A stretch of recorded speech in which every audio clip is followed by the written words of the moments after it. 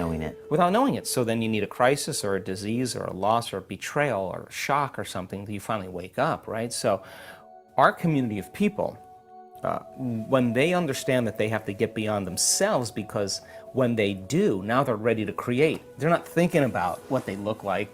They're not thinking about what anybody else thinks about them. They're not thinking about how long it's going to take.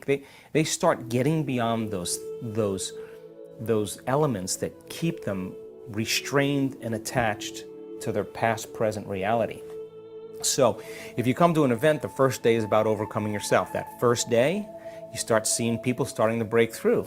Once some people start to break through, it becomes very contagious. Okay, and that's through meditation, physical practices? We use a lot of meditation. We do 4 types of meditation. We do a seated meditation, and our students can sit for extended periods of time because they forget that they have a body.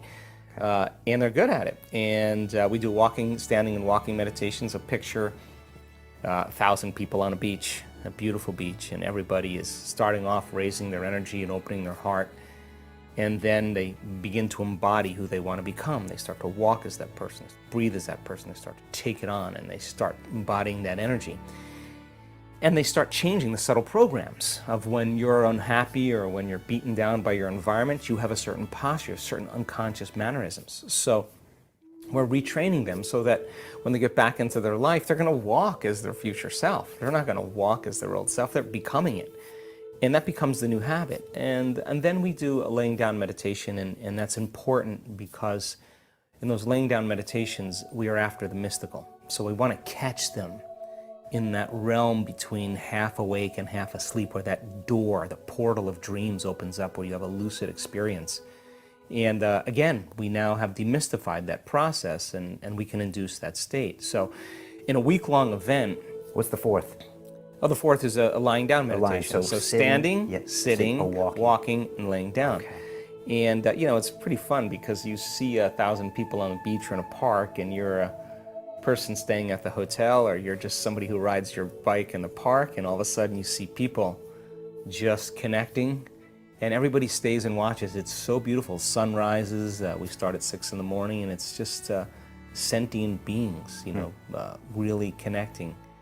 And so people make movies. We do these mind movies, and we teach them how to, instead of watching some ridiculous late-night fright commercial about your immune system getting weaker, or you need a flu shot, or you need to drink a certain beer, drive a certain car, to look a certain way, or to be loved or liked. And that's all programming, where you're relying on something outside of you to bring you some emotion or feeling. That we teach them how to become the stars of their own movies. And we induce a trance with their eyes open, and they understand the science behind trance. And when you're in trance, you're less likely to analyze. And what separates your conscious mind from your subconscious mind is your analytical mind. So as they move into trance, they slow their brain waves down, they stop analyzing, they increase their level of suggestibility. And suggestibility is your ability to accept, believe, and surrender to information without analyzing it. So go back to a late night fright commercial where you're just sitting, staring at the TV. It's called programming for a reason. Your brain's in trance, you're in alpha or high-level theta. You're not analyzing, you're just sitting there, and all that information is going right into your subconscious, and it's recording it. So then when you start experiencing any of those symptoms, or you start feeling some lack or emptiness, your brain is naturally going to create the picture of what you associate as a reason or a way to get out of that emotion. Is media one of the most dangerous things we put in our brain? Oh my God. I mean, if you're watching television, don't watch anything that you don't want to experience, because you're programming yourself for a specific outcome. And it turns out that many of the commercials are actually programming you for the very thing they have the solution for, if you look at it from an objective standpoint. So I thought, why not get a group of people to go into trance and understand the science behind it? And then instead of looking at some frivolous commercial, why not be the star of their own future? And when they play a strong song, like a powerful song that motivates them, and they're watching scenes of them and their future, just like when you were, watching, driving down the car and hearing a song on the radio, and it reminds you of a time in your life, an associative memory, you're associating that song with some memories. From a biological standpoint, remembering your future is actually no different than remembering your past, and you can program your subconscious into that future. And so that helps people then to get clear on the future that they want to embrace, and it puts them in that right energetic or emotional state. So we use a lot of the mind movie technology. We teach them how to specifically create something out of nothing. We teach them how to connect to that unified field and to create from the field instead of from matter. And turns out the brain and the heart gets highly organized when we do this. And we've been doing this new thing in our week-long events, which has been really profound, and we've been teaching coherence healing. And we have witnessed some of the most incredible miracles, Brian, that I thought I would never see in my lifetime. You know, everything from cancer, tumors disappearing right during the event, people that have hearing difficulties hearing again, people with Parkinson's disease freed, people with crutches walking without crutches, people stepping out of wheelchairs, blind people seeing. I mean, we've seen, and I have to tell you, I was more surprised than anybody in witnessing this. But what is coherence healing? So our whole model that we use in our work is about creating brain and heart coherence. When there's a great communication between the brain and the heart, people are more aware, they're more healthy, they're more connected, they're more present, they're more kind, they're more loving, they're more caring. And so we teach people how to create this kind of brain and heart coherence. Well, the coherence healing we couldn't teach at the beginning of the week, because if a person is about ready to heal another person, you can't be thinking about the pain in your back, how long it's going to take, or if you're doing it right. You got to leave that on the beginning of the week. You got to get beyond that early on. So we do the coherence healings at the end of the week, and we call it the cage. So we take a person that has a health condition, they lay down, and we put 8 people around them in a cage, 3 on one side, 3 on the other side, at the head and at the feet. And we give them the science of understanding how it all works, because if you look at some of the research out of Yale University in the 40s, some really elegant researchers, they came across the understanding that most people think that it's matter that emits a field. But in actuality, it's the field that creates matter. In other words, they started studying and understanding that certain rodents with certain propensities for certain cancers had a very specific electromagnetic signature in their field. And every single rodent that had that signature in their field had the type of uterine cancer. But there were certain rodents that had the signature in the field that didn't develop the cancer yet, but they ultimately developed the cancer. So it wasn't matter that emits a field, it's the field that creates matter. So the question is, if you can change the field, can you change matter?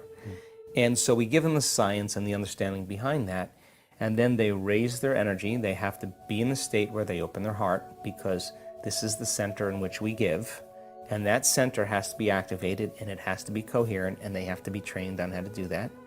They have to be able to connect to that field of information, and then they have to get beyond themselves.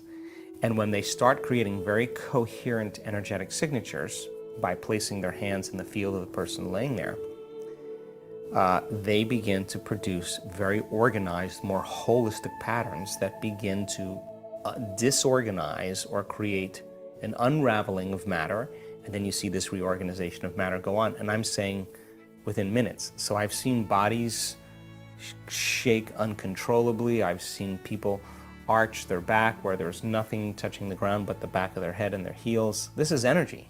This is a very profound energy. I've seen people feel more love than they've ever felt in their entire life, and that's information that's being overlaid into the field.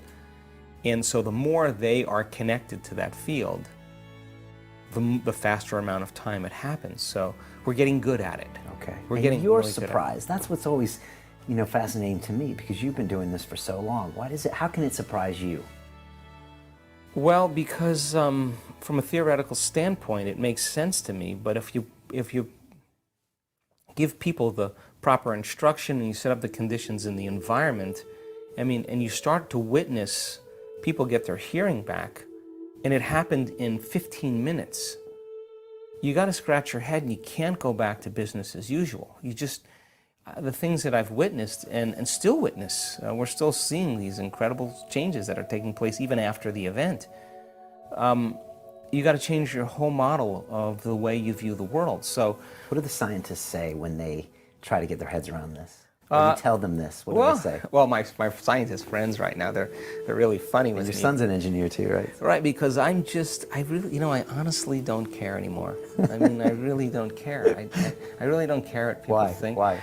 Well, because I know that on some level we're making a difference in people's lives. So I don't... What's a doctor for? To heal a patient. Doesn't matter the method. Well, I don't even claim to know everything, but I'm interested in closing the gap between knowledge and experience. And I don't think if we wait for science to tell us it's okay to do this, we make it another religion, right? But if we go out and do it, and we record it, then science has to change their laws to meet up with what's possible. And so I'm surprised more than a lot of people many times, because it just, it shakes the present paradigm of my own personal conditioning, that of what I'm witnessing is happening, and these people are not monks, they're not priests, they're not holy people, they're not academics, they're common people, and that's the importance of all this. And this kind of healing, by the way, has been going on for thousands of years. There was herbs, there was ritual, and there was laying on of hands and energetic healing that was just part of what people did in many cultures. So maybe we've gone too far down the science will fix it all route. Well, treating it matter to matter, chemistry to chemistry, does work. It just takes time. So, but if you're starting to see these effects happening in no time, it's happening outside of time, like instantaneously, then that's a quantum phenomenon. So that's energy changing matter. Otherwise, if it's happening in no time, that's happening faster than the speed of light. So that's the realm of the quantum. So then, how much of people's day do they put on matter, their attention on matter? I would say, for most people, 100% of the time. Very close to it. If you get a group of people that yet they're taking all of their attention off of everything material and physical, and you can explain this invisible field of energy and information that exists beyond the space and time. There's no people there, there's no things there, there's no objects, there's no places, there's no planets, there's no light from the stars, there's no stars. It's an invisible field of nothing. But just because you can't see something doesn't mean it doesn't exist. So then you can only experience that realm with your awareness. And when you become pure consciousness, you leave this three-dimensional reality behind. Now you can execute greater effects on the nature of reality, on the material world. So in other words then, in order for you to heal your body, you got to get beyond your body. In order for you to change something in your outer environment, you got to get beyond the memory and the emotions that keep you connected to the problem that exists in your outer world.